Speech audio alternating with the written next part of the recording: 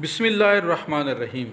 حافظ ابن قیم جوزی لکھتے ہیں کہ اگر سوال ہو کہ میت کے لیے کون سا ہدیہ افضل ہے، یعنی کون سا صدقہ افضل ہے، تو کہا جائے گا میت کے لیے وہ ہدیہ افضل ہے جو بالذات افضل ہو، مثلا غلام آزاد کرنا اور صدقہ کرنا روزوں سے افضل ہے، اور افضل صدقہ وہ ہے جس کے صدقہ دیے جانے کی ضرورت ہو اور دائمی ہو۔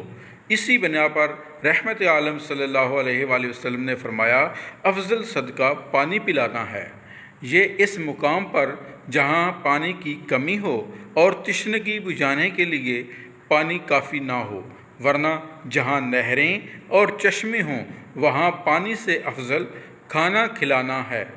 اسی طرح دعا استغفار اگر سچے دل سے خلوص اور عاجزی کے ساتھ ہو تو اپنے مقام پر صدقہ سے افضل ہے، جیسے اپنے مقام پر نماز جنازہ اور قبر پہ کھڑے ہو کر دعا مانگنا صدقہ سے افضل ہے، غرض کہ اپنے اپنے مقام پر غلام آزاد کرنا، صدقہ کرنا، دعا و استغفار کرنا اور حج کرنا سب ہی افضل ہیں۔ بلا اجرت کے رضا کرانہ قرآن پڑھوا کر ثواب پہنچانا بھی جائز ہے۔ روزوں اور حج کے ثواب کی طرح تلاوت کا ثواب بھی پہنچتا ہے۔ سبحان اللہ۔